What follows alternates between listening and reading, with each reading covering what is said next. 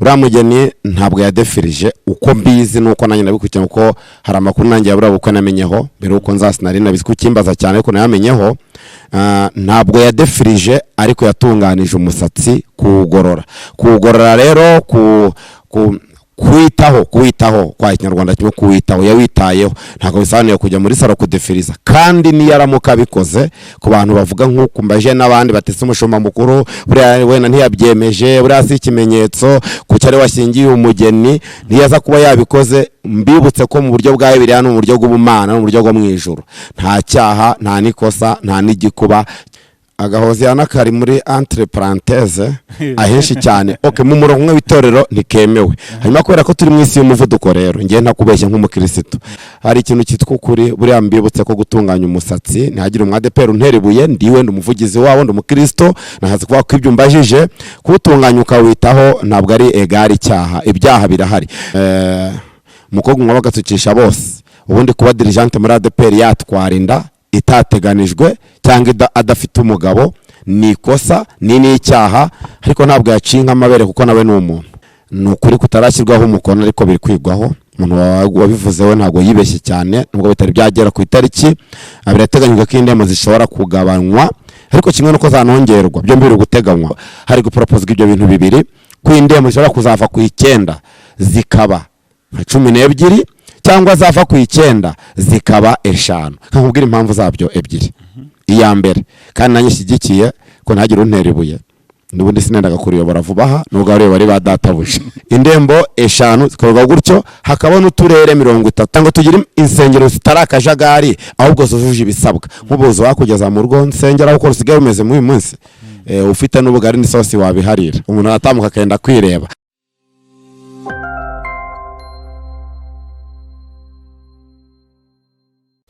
Yes, reka nanye gusuza kandi gushimira ko warahisemo yicana by'agaciro kumenya cyane kuba ugarutse kuba natwe umwanya nk'uyu nguyu kuri kamera ndi kumwe n'umukozi w'Imana Tadeyo Ntivuguruzwa. Neze neza ndashima Imana ndamahoro. Evangeliste Tadeyo niko yitwa. Yego Ntivuguruzwa Tadeyo niko witwa. Abantu bajya bamenye ko uzi gusabira abageni.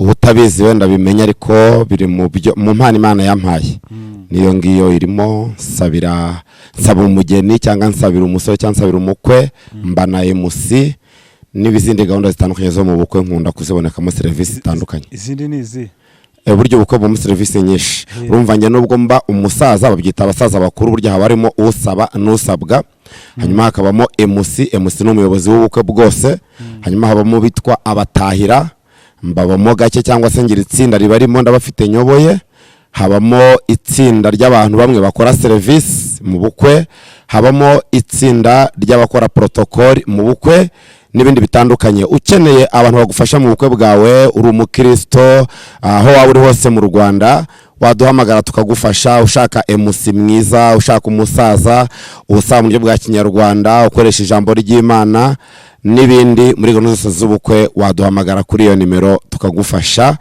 Nibyo biri mu mpano Imana yaduhaye. No kuvuga amazina y'inka se ujye ubishobora kuvuga amazina y'inka byo simbikora by'umwuga ariko mfite abana banjye bwite babikora n'abandi batandukanye. Iyo umuntu akeneye abana cyane ko muri iki gihe mu bigezweho byo amazina y'inka kuvukoresha abasaza bakuru ntago bikigizweho cyane ahubwo abana batoya umukobwa n'umuhungu hana bakora abakobwa babiri cyangwa abahungu babiri bigezweho abo bose ndabafite wabakenera yamvugisha. Ukeneye service rwose azakuvugishe. Yego reka twigarukire rero mu bibazo byacu. Ndashaka kubaza ese uri umukristo wa ADPR ugitubwo mfitemo n'inshingano. Yego turi n'umuvugizi rega w'abakristo. Iyo ni inshingano ariko mwampaye nk'abanyamakuru kandi narayemeye rwose nta matiko. Twari tumaze iminsi utaduha amakuru. Narindi mu kazi kenshi kanjye bwite nako umurimo w'Imana. Umurimo w'Imana urakomeje. Yesu yaravuze ngo data arakora nanjye ndakora kugeza ubu. Twari turi mu murimo w'Imana w'itorero turi no mu byacu ibindi bisanzwe. Nari mazaho agahe gato kuva mu ntangiriro y'umwaka ndashaka cyane kugaragara hano kuri izi mbuga ariko ubu nongeye nabonetse. Yego muri rwego rw'ubuvugizi. Yego abantu bamaze iminsi batubaza bati umuvugizi naza tubwire Jawongera ko ari umuvugizi w'abakirisitu Eho. ko umuvugizi w'itorero we arahari n'umushumba mukuru arahari yego. Ati mu mpinduka zaba ziri gukorwa mu itorero rya ADEPR, ese n'ibintu byo kunyereza umusatsi, gusuka, ibintu byo gukoresha inzara byaba byaramaze kwemerwa? Oya, ntabwo biremerwa kugeza isa ntabwo byemewe. Ntabwo biremerwa? Yego, bishobora kuba biri kwigwaho mu nama zitandukanye, ariko icyemezo kishyiraho umukono wemeza ngo biremejwe ntawo uhari. Ariko wenda mpite nsubiza na be yaho, ubwo nayimvise cyane uko bitari byemerwa kugira ngo kirasobanutse. Ariko icya kabiri mbwira abatwumva, kuko naje gusanga ntabwo tuvugana n'ADEPR gusa, tubwira isi, tubwira igihugu, tubwira n'abandi. Mu itorero rya ADEPR kunyereza umusatsi, kudefiriza, gukoresha inzara zikaba wazo cyangwa ukazinduza amabara kwa kundi bikorwa ahandi, ntabwo mu itorero rya ADEPR byemewe. Ariko muri Bibiliya ntabwo bibujijwe. No kuvuga ngo ni amahame y'idini, ntabwo ari amahame y'ijuru rwose. Ibyo ni ihame ryacu, ni disipurine y'itorero rya ADEPR mu Rwanda, ariko Bibiliya yo ntabwo ibibuza. Muri make kuba ADEPR itabyemera ntibivuze ko ari icyaha. Ntabwo aricyo bisobanuye. Yego. Rwose kuba ADEPR itabyemera ntabwo bisobanuye ngo bingana icyaha zikwa cyacitse, ahubwo muri disipurine y'itorero ntabwo birimo, ariko muri Bibiliya birimo. Sinzi nimba nahita ko ntanga n'urugero ko abatwumva baba batandukanye. Iyo usomye ijambo ry'Imana muri Bibiliya, mu butumwa bwiza bwa Yesu Kristo ko bwanditswe na Yohana 12:3, niho dusanga mbere yuko Yesu apfa yahuye na Mariya ni mushiki wa Lazaro. Mariya azana amavuta. Bibiliya iravuga ngo ni amavuta y'igiciro, ndetse Bibiliya igaragaza n'aya mavuta aho yayakuye mu gati, ni igiti cyitwa narada. Cyavuyemo aya mavuta Mariya yaje gusiga Yesu ku mubiri we. Hanyuma muribuka yuko yafashe na Mariya akayamwogesha, ariko yaririye ku birenge bya Yesu kwanza aramusoma, ariko afata umusatsi we awumuhanaguza, umusatsi wa Mariya bwite awuhanaguza Yesu, arangije amusiga aya mavuta mvuze y'igiciro cyinshi yo mu giti cyitwa narada. Ba Yuda Isakariyoti n'abandi benshi babyumva nka Yuda babagambanye n'abanyandanini, baravuga ngo Mariya we ukoze nk'igisa nk'ishyano, aya mavuta yagatuvuyemo ibiguzi bigatunga abakene n'ibindi, none yasutse kuri Yesu. Yesu aramubwira ngo abikoreye kugira ngo atunganye umubiri wanjye, kandi abakene bo muzahorana. Icyo nari mvuze rero, nshaka gutanga urugero nubwo bibiri bivuga gutya. Uriya mudamu iyo ataza kuba afite umusatsi urambuye, afite umusatsi muzima mwiza, ugira ngo ntabwo byari bugorane kubona ikintu ahanaguza Yesu? Byari kugorana. Yego, rero muri Bibiliya umusatsi uremerwa, ariko mu disipurine yacu nubwo bikiri kwigwa nko namikubwiye haruguru, kugeza ubu tuvugana ntibyari byo ngo bikomorerwe bihabwa uburenganzira bisinyweho n'abagomba kubisinyaho, ariko wenda igihe kiri imbere bishobora kuzakunda cyangwa tukagumana amahame dufite, ariko muri Bibiliya si icyaha. Nicyo navuga basha kubivugaho. Impamvu narinzanye iki kibazo, hari ubukwe umushumba mukuru w'itorero rya ADEPR yaretse gusezeranya. Ndebye nabonye bishobora kuba ari muri Ntora, ariko ku itorero rya Ntora. Ariko abantu benshi bakavuga bati uyu mugeni bigaragara ko ashobora kuba yaradefirije, kwa ko umusatsi we wari urambuye. Mu Kinyarwanda cyumvikana umusatsi wari urambuye. Bati umugeni ashobora kuba rwose yari yadefirije. Uriya mugeni ntabwo yadefirije, uko mbizi nuko nanjye nabikurikirana, kuko hari amakuru nanjye yabura bukwe namenyeho mbere uko nzasinari nabizi kukimbaza cyane, ariko nayamenyeho. Ntabwo yadefirije, ariko yatunganije umusatsi kuwugorora rero kuwitaho kwa Kinyarwanda cyo kuwitaho, yawitayeho. Ntabwo bisobanuye kujya muri salo kudefiriza, kandi niyo aramuka abikoze, ku bantu bavuga nk'uko mbaje n'abandi batese umushumba mukuru buriya wenda ntiyabyemeje, buriya si ikimenyetso ku cyari washingiye umugeni, ntiyaza kuba yabikoze. Mbibutse ko mu buryo bwa Bibiliya no mu buryo bw'ubumana no mu buryo bwo mu ijuru nta cyaha, nta nikosa, nta n'igikuba cyaba cyacitse, keretse ahubwo muri disipurine y'itorero bitari byemerwa. Rero yarawutunganije gusa, kandi uriya mugeni ariyubashyemo, nta n'impamvu yo kujya gusezerana.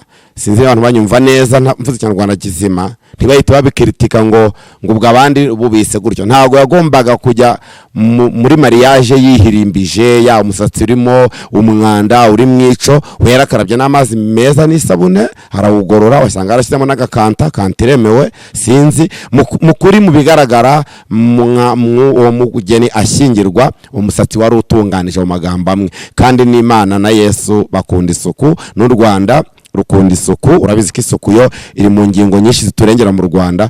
Rero itorero rya ADEPR mu Rwanda naryo ntabwo ryasigaye inyuma, gutunganya umusatsi ukagira isuku bitagombye kurungiramo no kudefiriza n'ibindi byinshi tutari twemererwa. Kuwutunganya ukagira isuku ntabwo ari icyaha. ariko ngo hari n'akantu kitwa Gahoziyana ko ngo menye kemewe.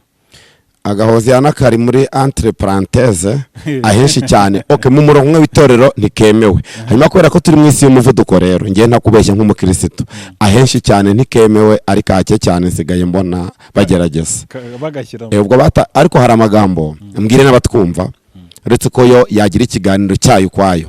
Yesu yakunze kuvuga ikintu gikomeye, yaravuze ngo muzamenye ukuri, kandi nimwamenye ukuri, ukuri niko kuzaba batura. Hari ikintu cyitwa ukuri, buriya mbibutse ko gutunganya umusatsi ntihagire umwadepera untera ibuye, ndiwe ndi umuvugizi wawo, ndi umukristo, nahaze kuvuga ko ibyo mbajije kuwutunganya ukawitaho ntabwo ari egari icyaha, ibyaha birahari. Ejo ndi kumwe n'umuntu nuko nabangiye mu bindi, ni umuntu nigishije igice, aba mu murenge wa Masaka, hashize imyaka irenga 10 mwigishije igice. Bari mu itorero ariko ntago ari mu mirimo cyane ukuntu kubera impamvu. Yarambwiye ngo ibintu bibiri byo bimufasha. Umuntu w'umusore mwiza w'umumotari, n'umugabo mwiza cyane uniyubashye unakize.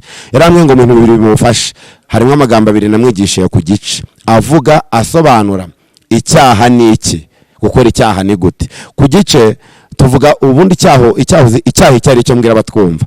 Icyaha Bibiliya avuga ngo ni igikorwa cyose umuntu akora yitandukanije n'Imana. Ikintu cyose ukora witandukanije n'Imana, kugira byumvikane, ukategura kugikora ariko nta busabane n'Imana ukeneyemo, ahubwo ushaka kumwitandukanya n'Imana. Ni igikorwa cyose umuntu akora yitandukanije n'Imana, abizi kandi abishaka. Be yaho rero Bibiliya nayo nikivuga, iravuga ngo uzi gukora neza ntabikore bizamubera icyaha.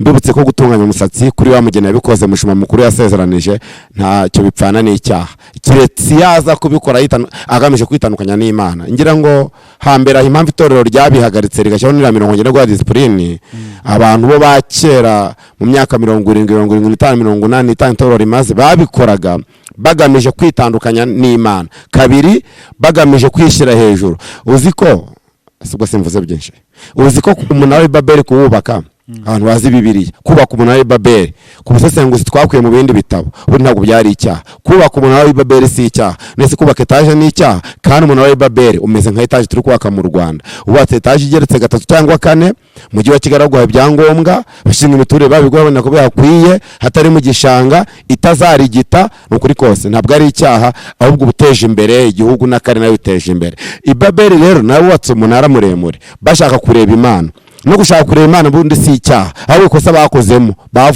baravuze ngo amazina yacu azamenyekane kurusha y'Imana. Ikintu cyose umuntu azakora agamije ko izina rye rizamenyekana, ubundi abahise yihinduye ikigirwamana imbere y'Imana, kuko Imana ni Imana, kibaro cyayo ntabwo izagihundi. Yego, ngira ngo nuko mbisobanuyeho. Nuko bisobanuye cyari muri ADEPR. Ngemba ndi buguhate ku bibazo bya ADEPR, ndabikunda nanjye niwo murongo barabizi neza. Yego, ngire gutya rero ku munsi w'ejo mbona inkuru ngo dirigente rwose ngo umwe ngo muri korali ya ADEPR ngo yabyariye mu rusengero, ngo kandi ngo ngiyona ngo ari umuyobozi ukomeye wo mu itorero. Makuru yaba ariyo oya, mu ijambo rimwe kuko burya Yesu hari ikintu yakunze, ajya avuga ngo yego y'abakristo be yego na oya ibe oya. Ubwo nahita nsubiza ngo oya, ariko reka nsake n'uburyo uwumvisha iyo oya mbaza impamvu yawe uko n'ababyumvisha. Reka mbabwire ngo kwizima nkoranyambaga, ku ma YouTube no ku maradiyo cyangwa n'ahandi hantu hatandukanye, n'abavuga ubusa ntibazabura, nubwo n'abavuga ibizima batazabura. Reka nkubwire ikintu gikomeye mbere yuko ngera ku gisubizo cya nyacyo, cyangwa mbere uko mbisesengura. Wari uzi ko mperutse kuvugana n'umuntu umwe mu bantu bakomeye, abantu bakomeye no kubukomeye mu isi, nyine bakomeye mu isi, birabanga bo kubaha tububahe, ariko nta no gusuzugura ivuga. Urazana umuntu uba warize asobanukiwe, nimba ari ibintu bikomeye no gukira unakijijwe, gukomera ufite bigaragara unakomeye. Umwe mu abantu namubajije ambwira ikintu gikomeye isi hejuru ya 70%, ubona ko nkivuze nitse hejuru ya 70% y'abatuye isi n'ibikorwa bikorerwa mu isi. Wari uzi ko isi ngo icuruza ikinyoma ku rugero ruri hejuru ya 70%, ariko gucuruza ukuri bikaba biri hafi kuba hasi ya 30%. Bivuze iki rero? abantu kwizi mwa nkoranyambaga bamwe na bamwe bishakira umugati n'ibirayi na bamwishakira ndamu nkuko ka gatabo kabivuze bacuruza ikinyoma. Aya makuru nanjye hari aho nayabonye ariko numva sinshaka no kuyatinda, ariko ndabaza menya makuru ntabwo nta mudirigente wabyariye mu rusengero, kuko bo barakabije baravuga ngo ni dirigente watewe n'umuntu uyubashye ngo ariko kandi ngo wabyariye ngo habyara mu rusengero, umva jenye ngabyara mu rusengero ku gatuti ngo ku ruhimbi. Oya, ntabwo byabaye. Bene guhimba ikinyoma no kubivuga bavuze paruwasi, itorero n'ururembo rwa byabereyemo, nanjye ndabifite aha, ariko siko kuri. Ikirukuri ahubwo ikirukuri umukobwa umwe bagatukisha bose. Ubundi kuba dirigente muri ADPR yatwara inda itateganijwe cyangwa adafite umugabo ni ikosa, ni n'icyaha, ariko ntabwo yacinka amabere kuko nawe ni umuntu. Ko twumvishe se nubwo ntari umuvugizi wabo ngiye kuvuga, ariko tubizi n'abandi benshi babizi, kandi amusori ntabwo nshatse kubavugaho cyane ko ndabivuze ko twumvisha hari ababikira n'abamanseri, kandi burya bo baba barihaye Imana burundu, burya nta n'umugabo wabasaba cyangwa bakwe bishoboke, nkuko nta na padiri usaba cyangwa kwe ashyingirwa, ntabwo byemewe. Gusa ntabwo tubafite tuze kuba urutonde rwo bagiye babyara, wenda bakabyara kwa muganga n'ahandi ariko bakabyara. Dirigente rero nimba yaratwaye inda muri quartier akajya kubyara mu bitaro cyangwa ahandi, we ni ikosa ku giti cye, ni n'icyaha ku giti cye, ntabwo ari icyaha cy'itorero ryacu, kuko bene kubivuga wese nagusubiza nabi. Urabizi uri na data buja ngo nkubwire ngo uze nkwereka abadirigente barenga 100 bo batatwaye inda kandi biyubashye, nuko yaba umwe agatukisha bose. Nta mudirigente mu magambo make wabyariye mu rusengero cyangwa ku ruhimbi, ntawe. Wenda bashaka kuba barongeyemo ibirungo, wenda yaratwaye inda koko akaza kubyara bakavuga ko yabyaye. Icyo nicyo gishoboka. Kandi nabwo ikiza cy'itorero ryacu, ubundi burya hari ibintu bishwa n'ibidahishwa.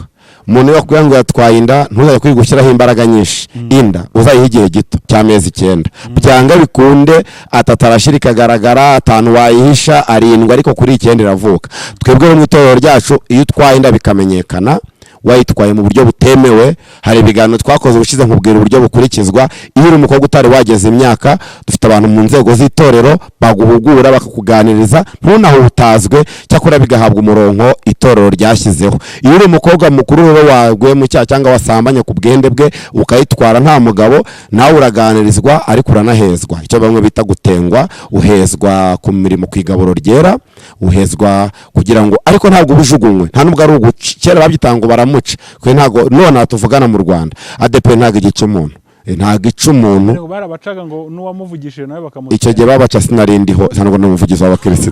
Ubu nge ndashaka kuvuga iby'igihe mpagazemo, naho kera habayeho, hari igihe kera wari kuvuga n'ay'inzuki ataryaga ubuki, ariko ubumenye uko itorero rihagaze ntabwo tumuca, ntabwo dupfa no gutenga twiboneye, ahubwo turatekereza tugasenga tukumva kabiri tukamenya amakuru agahugurwa. Hari ababyeyi babishinzwe, twe dufite inzego zishinzwe ubuzima bw'itorero, nabwo nge nshinzwe iwacu, dufite sociale, dufite abashinzwe iterambere, dufite abantu benshi. Rero turabaganiriza n'umushumba utiyoboye akamenya amakuru, kubera ko umukozi w'Imana kandi munyamakuru tugeze mu gihe gikomeye. Pawulo yavuze n'umuntu yakwanga akaguhimbira, yabona uko byibuha ngo bururya ibinini cyangwa baratwite. Twebwe rero ntago tucyumva amabwire, ahubwo tubaza umwuka wera, tukabaza Imana, tukabaza na nyir'ubwite, tukamenya amakuru. Hari n'igihe watubwira akatubeshya bitewe n'uko ari kwirengera. Iyo arinda rero yo atubeshya cyangwa tubwiza ukuri, birashyira bikagaragara. Iyo bigaragaye dukurikiza ya mahame itorero rifite, ariko si ukumuca,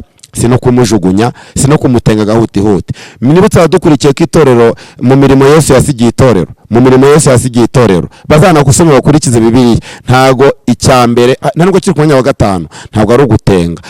Mwene so nakora ikosa uzamusange, nakunanira umuteze mugenzi wawe, ubwo ni 2, nabangira muzabe 3, nabangira umuteze itorero. Ariko niyemera uzabonye mwene so mwiza, niyanga kangera no kumva inama zitorwa z'umushumba n'abandi, ntacyo azahugurwe muri bwa buryo nakubwiye haruguru. Sinzi niba mbisobanuye nanone. Yego birasobanutse cyane. Itorero rya ADPR rimaze iminsi risengera abashumba. Ubundi inyungu iri mu gusengera abashumba ni iyi? Inyungu iri gusengera abashumba ahubwo mboneraho no kuvuga ngo baracyanakenewe cyane, ahubwo bayikomeza bashyiremo imbaraga cyane ko biri gutegurwa. Inyungu imwe muri nyinshi ziri mu gusengera abashumba no kugira ngo ubwami bw'Imana bukomeze bwamamare. Yesu yaravuze ngo nimugende amahanga yose mubwiriza abantu ubutumwa bwiza, abazemera bazabatizwe mu izina rya Data twese n'iry'Umwana n'iry'Umwuka Wera. Aranababwira ngo bazahere Yerusalemu, Yerusalemu ni hari iwacu, bagere i Samariya no kugera ku mpera z'isi zose. Inyungu ya mbere ni ukwamamaza ubutumwa. Inyungu ya kabiri, ibisarurwa ni byinshi ariko abasaruzi ni bake. Twe dufite abakristo mu itorero rya ADEPR benshi miliyoni nyinshi, rero dukeneye n'abashumba babasha kwita ku mukumbi w'Imana. Inyungu nizo zibanze ebyiri, hari n'izindi nyinshi ariko mpite mvugiraho ko ahubwo badatabuja bene kubitegura, umushumba mukuru, abayobozi b'indembo n'abandi nibashyire mu imbaraga. N'ubundi two mu iteganyabikorwa ry'itorero umushumba mukuru yavuze ko Icyiciro cya mbere kizasengerwa mu kwezi kwa 12 ku mwaka wa 2025. Urabizi b'abanyabinyoma baraje ku mbuga barabihakana, baritereka ari benshi cyane. Ndababwira nti umushumba ayobowe n'Imana n'Umwuka Wera yavuze ko icyiciro cya mbere kizasengerwa mu kwa 12 kirimo abagabo n'abagore. Abantu bantera amabuye barampamagara, urabeshya wa mwana we, vuga uvuye aho. Ariko turashimira Imana n'umushumba mukuru ko byabaye. Icyiciro cya mbere cyarasengewe. Yavuze ko icyiciro cya kabiri kizasengerwa mu kwa 3 ku mwaka ukurikira wowe twagezemo wa 2026. Turabura amezi 2 icyiciro cya kabiri gisengerwe. Icyiciro cya 3 kiri hagati kwa 6 no kwa 7, ubwo ni mu mpeshyi. Icyiciro cya 4 kiri gusoza umwaka turimo, hazaba habonetse byibura hejuru ya 90% cyangwa 70%, hagati ya 70 na 90% y'abashumba abakozi b'Imana mu itorero rya ADEPR bakenewe kandi bujuje ibisabwa Imana n'itorero n'igihugu bakeneye. Uvuze ku bashumba b'indembo uranyibutsa hari amakuru yo gucicikana ko indembo zaba zigiye kongera gusubirwamo ndetse na za paruwasi zikagabanywa. Ayo makuru yaba ari ukuri? Mbo nukuri kutarashyirwaho umukono ariko biri kwigwaho. Umuntu wabivuze we ntago yibeshye cyane, nubwo bitari byagera ku itariki. Birateganyijwe ko indembo zishobora kugabanywa ariko kimwe nuko zanongerwa, byo mbiri guteganywa. Ubwo inama ibishinzwe kubwiye ko ihari umuntu wampamagaye ngo ariko ngo ibi nibiko bikorwa ntibatugisha inama.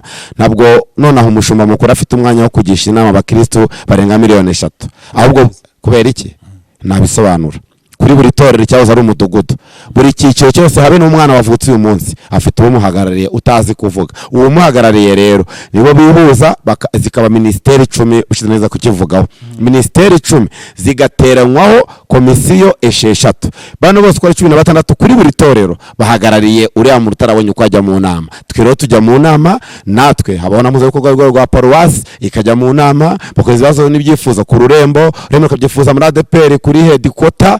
Rero abajyanama barahari tujya inama mu ubwo buryo. Niyo mpamvu nari mvuze ko indembo abajyanama rero abo dufite hejuru cyihitekerezo mutko nagitanga naho hari uko wagitanga, ariko iyo ngitanze kirenga ku itorero muri paruwasi bakaza mu urembo muri ADEPR bakicara bakareba ibikwiriye bihesha umurimo w'Imana kubaho no gukomera, besheje Imana agaciro n'igihugu n'itorero, ubundi bakemeza ibyo. Rero hari gupropose ibyo bintu bibiri, ku indembo zishobora kuzava ku 9 zikaba 12 cyangwa zava ku 9 zikaba 5. Nkakubwira impamvu zabyo ebyiri. Iya mbere kandi nanyishyigikiye ko ntagira untera ibuye, n'ubundi sinendaga kuriyobora vubaha nubwo ari bari badatabuje. Ngiye nashyigikiye ko zaba 5 kubera impamvu imwe. Sinshyigikiye ko abakozi b'Imana bagabanuka, dukeneye na benshi. Ibyo nagiye kwibaza ushaka ko bagabanya abakozi. Oya ntago ari cyo nkeneye. Reka mitengise ko bazigabanye 5 zivuye ku 9. Ndakubwira niba zigabanye zikaba 5 inyungu tugira mu ngiye kukikubwira. Ngiye kukubwira inyungu turadufitemo, ngize umugisha bakabyumva kandi no mu nama nziko bishaka kuba biri kwigwaho. Ikiri igitekerezo cyanjye bwite nk'umuvugizi w'abakristo nanye nakuye no muri bagenzi banjye. Mfite n'ibintu bushize byinshi bantumye kuzababariza badatabuja, ariko ndikumva atari none hakubibariza ku mbuga wa databuja bashumba bakuru ba paruwasi abindembo amfitaho nabasanga. Hanyuma impamvu yo kuba zaba 5, erega turi mu Rwanda. U Rwanda rufite umurongo mugari ngenderwaho kandi u Rwanda rufite intara enye n'umujyi wa Kigali wa 5. Tugize Imana zikaba 5, buri rurembo rugahuzwa n'uko intara imeze. Umuyobozi w'ururembo akaba ameze nk'uwicaranye na guverineri uyoboye intara, byaba ari byiza kurushaho mu gitekerezo cyanjye n'icya bagenzi banjye tubyumva kimwe, abandi babyumva ukundi ntibantera amabuye. Hanyuma tukagira umuyobozi w'ururembo rw'umujyi, turamufite rwitwa rwa Kigali, ntabwo ari urw'umujyi wa Kigali. Dufite umuyobozi w'ururembo rwa Kigali, ubwo ni regional w'ururembo rwa Kigali, niba yaba akomeje akakomeza akaruyobora. Tukagira uyobora ururembo rw'Iburasirazuba, urw'Amajyepfo, urw'Amajyaruguru n'urw'Iburengerazuba, zikaba 5. Gusa bigenze gutya ntiwaba ushaka ko bagarura n'abashumba b'uturere? Icyo nicyo urerekwa tu, nicyo nari ngenderenge ubundi. Inyungu dufite muri ko abantu batekerezaga bati nuko amaje ngo bane barajyaye, ba bane hashobora no kuzayobora mu izo ndembo, cyangwa se wanasanga n'undi bari gucyura igihe nta wamenya, kuko navuze ikintu gikomeye nuko natacyumvishije. Yesu yamaze imyaka 33 ku isi, kuva avutse anapfuye anazutse yari umwami, ariko iyo yakoze nk'inshingano mu isi zo kuyobora umurimo w'Imana 100% byemera amategeko y'Imana n'ay'abantu, ni imyaka 3. Rero ikindi akizimisha indembo 5 zikorwa gutyo, hakaba n'uturere 30, tukagira abashumba, umushumba urugero umushumba Evode, umushumba Emmanuel w'itorero ry'akarere muri ADPR, akarere ka Nyanza mu itorero rya ADPR, akarere ka Kicukiro mu itorero rya ADPR. Nimba hari ikintu kimwe mu bintu byaba byiza, indembo zibaye 5, enye n'urwa 5 rwa Kigali, hakaba abashumba bayoboye paruwase, bayoboye uturere 30. Bumwe byo gabanya paruwase nabyo niyo bishobora kugabanuka gato kubera impamvu ko biranateganyijwe, ntago nje nk'ubyemeza, ntago ndimo nafata ibyemezo. N'insengero nyinshi zahujwe, insengero nyinshi zavanyweho nkuko bivugwa kubera impamvu nyinshi abakitso bose bamaze kubimenya, kugira ngo tugire insengero zitarakajagari ahubwo zujuje ibisabwa. Nk'ubuzo wakugeza mu rugo nsengera uko rusigaye rumeze muri uyu munsi, ufite n'ubugari n'isosi wabiharira, umuntu atamuka akenda kwireba. Urumva mu by'ukuri ruri muri zimwe zitunganijwe mu Rwanda, ubusitani, dufite Yorodani, dufite ibigega, dufite ubukarabiro, dufite parking, amatuwarete ajyanye n'igihe n'ibindi. Ubu turabura akantu nka kamwe, ahubwo yaba dufite abateranwa no kwicano, turabura ikintu cyitwa amakamera, kamera zo mu rusengero, kandi turazikeneye. Ni igihe gito twa tuzifite kamera n'ibindi. Yango tugire insengero hamwe nakubwiye nasuye Nyagatare no kubona ubwiherero bigo bifite imiryango 2, ubusanye ufite amate 18 nka gitwe kimwe cyangwa 40 nari nkabije ufite nka 45. Kwani tutagira insengero 100, rumwe rufite amate 300, tukagira insengero 100 aho kugira rumwe rumeze nk'urwo nabonye ahantu mu karere ka Gatsibo n'Iburasirazuba. Mu kuri inkingi ni ibiti, ibyo basakaraho ni ibiti by'intusi nibyo bitoya, akibyo byose muri ADPR ho ubu tuvugana tugeze ku kigero kiri hejuru hafi ya 60% yo kuzitunganya. Yego nubwo buryo nari mvuze ko indebo zishobora kuzahinduka, ntago izemezwa paruwasi nazo zigahabwa ubushobozi bwagutse buri tugo zifite, ndetse byanakunda nk'icyifuzo cya bamwe nanjye ndimo, tukagira n'abashumba bo turere 30. Sinzi nimba hari ikindi wamba cyangwa twasatira umusozo, ntago mbizi. Ndumva dushatse twasatira umusozo, ndumva byari bigendanye n'itoro n'ibyo ngibyo. Niyaboneka ibindi tuzagutumira uze nabyo bidusobanurira. Rwose nzabanguka. Reka tugushimire abantu banyarukire kuri channel, bakore subscribe, byose share na comment, byose babikore kandi bahabwa umugisha n'umwanya bafasha kudukurikira, bahererwa umugisha mu izina rya Yesu.